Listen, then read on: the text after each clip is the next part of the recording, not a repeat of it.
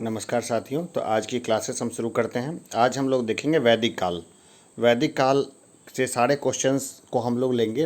वो सारे क्वेश्चंस हैं जो पहले एग्ज़ाम्स में आए हुए हैं। 20 इयर्स में जो भी एग्ज़ाम में इस तरह का क्वेश्चन आया है सबको हमने एक साथ लिया है। तो चलिए हम लोग शुरू करते हैं। वेद शब्द का अर्थ क्या है? तो वेद का शब्द का अर्थ है ज्ञान यानी नॉलेज। सर्वाधिक प्राचीन वेद है ऋग्वेद। आर्य शब्द किसको इंगित करता है? ये श्रेष्ठ वंश को इंगित करता है। कई जगह पर जो है ना ये भाषाई समूह भी लिखा हुआ है, लेकिन जहाँ तक सही है वो ये है श्रेष्ठ वंश। आर्य का मतलब है श्रेष्ठ वंश। इसलिए प्राचीन काल में आपने देखा भी होगा महाभारत वगैरह में कि महिलाएं अपने पति को आर्यपुत्र कहती थी। आर्यपुत्र यानी कि श्रेष्ठ वंश के। आगे देखते हैं ऋग्वेद में कुल कितने मंडल और सूक्त हैं? तो 10 मंडल हैं और 1028 सूक्त हैं। ठीक है, 10 मंडल यानी डिवीजन, 10 पार्ट में ये भाग डिवाइडेड है और 1028 हाइम्स है यानी कि सूक्त हैं। त्रयी नाम से किसके लिए प्रयोग किया जाता है? त्रयी का मतलब वेदत्रयी है ना। तीनों वेदों को जैसे ऋग्वेद, सामवेद और यजुर्वेद के लिए त्रयी शब्द का इस्तेमाल किया जाता है। त्रयी यानी कि वेदत्रयी। यज्ञ संबंधी विधि विधानों का जानकार किस वेद से प्राप्त होता है? तो ये होता है यजुर्वेद से। यजुर्वेद यानी यज्ञ, यज्ञ। आगे देखते हैं कि 4 वेदों में से किस एक में जादुई माया और वशीकरण का वर्णन है? तो यह है अथर्ववेद में। अथर्ववेद में इसका वर्णन है जादुई माया वगैरह का। माया किसको बोलते हैं? अर्थ को। अर्थ यानी कि रुपया पैसा को। तो माया का वर्णन कहाँ रहेगा? तो अथर्ववेद में रहेगा। उपनिषद किस परंपरा पर आधारित है? तो ये भारतीय दर्शन परंपरा है। उपनिषद जो है वो भारतीय दर्शन परंपरा है। उपनिषद का मतलब ही होता था उपनिषद यानी गुरु के पास बैठ के ज्ञान का अर्जन करना। ऋग्वेद का कौन सा मंडल पूर्णतः सोम देवता को समर्पित है? तो यह 9वां मंडल। 9वां मंडल जो है वो पूर्णतः सोम देवता को समर्पित है।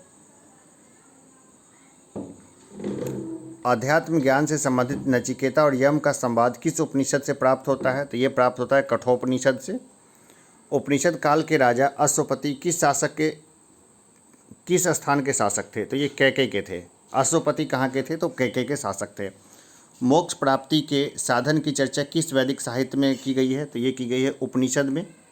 मोक्ष प्राप्ति की चर्चा किस में की गई है? वो की गई है उपनिषद में। अब देखते हैं वैदिक नदी अस्किनी की पहचान किस नदी के रूप में की जाती है? तो ये चिनाब। अस्किनी क्या है? चिनाब। अस्किनी क्या है? चिनाब।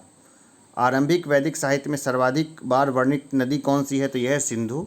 सर्वाधिक बार वर्णित नदी है सिंधु। चलिए आगे देखते हैं हम लोग। चलिए इसको देख लेते हैं। वैदिक काल में प्रयुक्त प्रमुख शब्द, इसको देख लेते हैं। वैदिक काल में प्रयुक्त प्रमुख शब्द। आधुनिक नाम, प्राचीन नाम। गाय, अघन्या। गाय को क्या बोलते हैं? अघन्या, जिसका वध न हो। राजा को बोलते थे गोपा। अतिथि को बोलते थे गोहंता। गोहंता या गोहन इसलिए क्योंकि उस समय ना जो अतिथि आते थे तो उनको गाय का मांस खिलाने की परंपरा जो है वो विकसित हो गई थी। इसके कारण उसको गोहंता कहते थे अतिथि को। धनी व्यक्ति को बोलते थे गोमत, यानी जिसके पास बहुत गाय होगी वही तो धनी होगा, क्योंकि उस समय जो था धन का मतलब ही होता था जिसके पास जितना गौधन हो। धन यानी गौधन। उसी तरह देखते हैं पुत्री। पुत्री को बोलते थे दोहिता। आज भी बोलते हैं कई जगह दोहिता। अनाज बोलते थे धान्य को। तभी बोलते थे धन धान्य से भरपूर हो, यानी धन भी हो यानी मुद्रा भी हो और धान्य यानी कि अनाज भी हो। मरुस्थल बोलते थे को बोलते थे धनव। धनव को बोलते थे मरुस्थल। उपजाऊ भूमि को बोलते थे उर्वरा। पशुचारण योग्य भूमि को बोलते थे खिल्य। और हल से बनी नालियाँ को बोलते थे सीता। ठीक है, तो ये सब जो है कभी न कभी ये प्रश्न सब आया हुआ है। जो सीनियर आईएएस हैं उन्होंने बहुत मन से जो है इन सब को इकट्ठा किया है। बहुत बेहतरीन उनका ये संकलन है। कौन सा वेद ऋग्वेद पर आधारित संगीतमय ऋचाओं का संकलन है? तो यह है सामवेद। सामवेद जो है वो ऋग्वेद पर आधारित संगीतमय रचनाओं का संकलन है। अब देखिए साम से क्या पता चलता है? साम से क्या पता चलता है? सुर से साम कर दीजिए, ठीक है ना। तो ऋग्वेद का संगीतमय रचना सामवेद में। वर्ण व्यवस्था यानी कास्ट सिस्टम का सर्वप्रथम विवरण कहाँ से प्राप्त होता है? तो ये प्राप्त होता है ऋग्वेद के 10वें मंडल से। वर्ण व्यवस्था यानी कास्ट सिस्टम का सर्वप्रथम विवरण कहाँ से प्राप्त होता है? ये ऋग्वेद के 10वें मंडल से। पूर्व वैदिक काल यानी प्री वैदिक पीरियड में किन 2 संस्थाओं पर राजा का नियंत्रण होता था। देखिए, सभा पर और समिति पर, सभा और समिति दोनों पर राजा का नियंत्रण होता था, और दोनों को प्रजापति की दो पुत्रियां कहा जाता था, सभा और समिति को। वैदिक देवताओं का पुरोहित किससे माना जाता है? ये माना जाता है बृहस्पति को। वैदिक देवताओं का पुरोहित कौन है? तो बृहस्पति हैं, और दानवों के पुरोहित जो थे वो शुक्राचार्य थे। ऋग्वेदिक काल में निष्क शब्द का प्रयोग एक आभूषण के लिए होता था, किंतु परवर्ती काल में उसका प्रयोग जो है वो सिक्के के लिए किया जाने लगा। ये शब्द जो है वो सिक्के के लिए प्रयोग में होने लगा। पुरुष मेघा प्रथा का उल्लेख किस ग्रंथ में मिलता है? तो ये मिलता है शतपथ ब्राह्मण में। शतपथ ब्राह्मण में जो है पुरुष मेधा का उल्लेख मिलता है, पुरुष मेधा प्रथा। चलिए अब इसको देख लेते हैं। मैं थोड़ा छोटा कर देता हूँ, लेकिन फिर भी अच्छे से दिख जाएगा ये। अब बात करते हैं अच्छे से, है ना। तो ऋग्वेद का जो ब्राह्मण है वो है कौशितकी, ऐतरेय, और इसमें सूक्त है 1028। उपनिषद है इसका कौशितकी और ऐतरेय, और अरण्यक है इसका ऐतरेय और कौशितकी। अध्येता है इसके होत्री, और उपवेद है इसका आयुर्वेद। आयुर्वेद जो है वो उपवेद है, किसका है? ऋग्वेद का। और इसके प्रवर्तक कौन है? तो प्रवर्तक है प्रजापति। इस तरह यजुर्वेद की बात करते हैं। यजुर्वेद में ब्राह्मण है इसका तैत्तरीय और शतपथ। सूक्त इसमें एक भी नहीं है। उपनिषद है इसका तैत्तरीय, कठी, श्वेताश्वर, ईसा, बृहदारण्यक और मैत्रायणी। अरण्यक है इसका तैत्तरीय, बृहदारण्यक और शतपथ। इसके अध्येता है अधरवायु, और उसका उपवेद है धनुर्वेद, और इसके जो प्रवर्तक हैं वो है विश्वामित्र। इसी तरह हम लोग आगे देखते हैं कि इसके बाद हम लोग देखते हैं सामवेद। सामवेद में जो है ब्राह्मण है इसका पंचविश, इसे तांड्य ब्राह्मण भी कहते हैं, और इसमें सूक्त हैं 1810, और उपनिषद है इसका केन और छांदोग्य। अरण्यक है इसका जैमिनीय और छांदोग्य। इसके अध्येता को बोलते हैं उद्गाता, और इसके उपवेद हैं गंधर्व वेद, और इसके जो प्रवर्तक हैं वह है नारद मुनि। अथर्ववेद की बात करें, अथर्ववेद का ब्राह्मण है वह है गोपथ। सूक्त है इसमें 6000 मंत्र हैं। इसका उपनिषद है मांडक्य, प्रश्न और मुंडक, ठीक है, इसका उपनिषद है। और जो है अरण्यक है इसका नहीं है कोई अरण्यक, और इसके अध्येता है ब्रह्म, और उपवेद हैं इसके शिल्पवेद, और इसके प्रवर्तक हैं विश्वकर्मा। पारसियों के ग्रंथ जिंद अवेस्ता में जिन अहुर अमजदा का वर्णन मिलता है वह असुरों का देवता है। अहुर मजदा जो है वो असुरों का देवता है।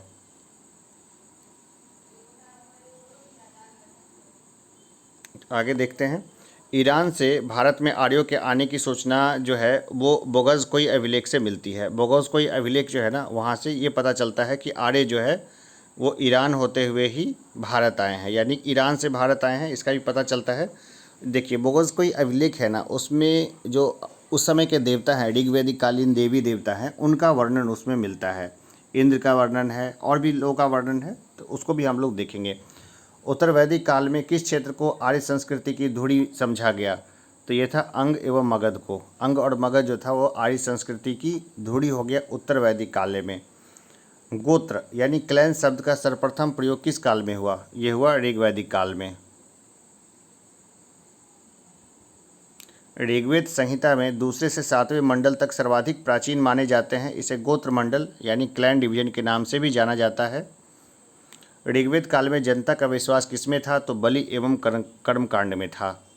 प्रसिद्ध दशराज युद्ध किस नदी के तट पर लड़ा गया? तो यह परशुनी यानी रावी नदी के तट पर लड़ा गया। दशराग युद्ध का वर्णन ऋग्वेद के 7वें मंडल में मिलता है। ठीक है, 7वें मंडल में मिलता है दशराग युद्ध का वर्णन। आर्यों के जीविकोपार्जन का मुख्य स्रोत क्या था? तो ये था पशुपालन एवं कृषि। ऋग्वेद में उल्लिखित यव शब्द किस कृषि उत्पाद के लिए प्रयुक्त होता है? ये जौ के लिए होता है। यव यानी जौ। वैदिक युग में प्रचलित लोकप्रिय शासन प्रणाली क्या थी? तो ये वंशानुगत राजतंत्र था, यानी राजा का बेटा ही राजा बनता था। ये वंशानुगत राजतंत्र था। जाहिर सी बात है, लोकतंत्र तो होगा नहीं। ठीक है, लोकतंत्र था, लेकिन कहाँ था इसके बारे में हम लोग बाद में चर्चा करेंगे, वो काल अलग आ गया था। आयुर्वेद अर्थात जीवन का विज्ञान का उल्लेख सर्वप्रथम किस वेद में मिलता है? तो ये मिलता है अथर्ववेद में। ठीक है भाई, पैसा तभी तो कमा पाएंगे ना जब हेल्दी रहेंगे। अर्थ का हेल्थ के साथ बहुत संबंध है, तो अथर्ववेद में जो है उल्लेख मिलता है आयुर्वेद का। अथर्ववेद में सभा और समिति को प्रजापति की 2 पुत्रियां कहा गया है। प्रजापति की 2 पुत्रियां किस में है? तो अथर्ववेद में। गायत्री मंत्र का उल्लेख किस ग्रंथ में मिलता है? तो ये मिलता है ऋग्वेद के 3रे मंडल में। ऋग्वेद के 3रे मंडल में जो है गायत्री मंत्र का उल्लेख मिलता है। गायत्री मंत्र क्या है? ओम भूर्भुवः स्वः तत्सवितुर्वरेण्यं भर्गो देवस्य धीमहि धियो यो नः प्रचोदयात्। ऋग्वेद में किसको युद्ध का देवता समझा जाता है? यह समझा जाता है इंद्र को। इंद्र को युद्ध का देवता समझा जाता है। पूर्व वैदिक आर्यों का सर्वाधिक लोकप्रिय देवता कौन थे? तो ये इंद्र थे। गायत्री मंत्र की रचना किसने की? ये की थी विश्वामित्र ने। श्रीमद् भागवत गीता मूल रूप से किस भाषा में लिखी गई थी? ये लिखी गई थी संस्कृत में। सत्यमेव जयते शब्द किस ग्रंथ से लिया गया है? ये लिया गया है मुंडकोपनिषद से। अब एक चीज़ और देखिए कि ऋग्वेद में सरस्वती नदी सर्वाधिक पवित्र बताया गया है और इसे नदीत्मा व नदियों की माता की संज्ञा दी गई है। चलिए इसको तो घोट लेना है। इसको ऋग्वैदिक नदियां हैं, इसका वर्णन है इसमें। प्राचीन नाम और आधुनिक नाम। वितस्ता झेलम, विपाशा व्यास, विपाशा बसु, ठीक है ना। विपाशा बसु यानी कि विपाशा अब व्यास के नाम से जाना जाता है। दृष्टदती यानी दृष्टदधी इसको घग्घर या चौतांग नदी के नाम से जानते हैं। कुब्रू इसको कुर्रम नदी के नाम से जानते हैं। कुंभा काबुल में है, काबुल नदी के नाम से जानते हैं।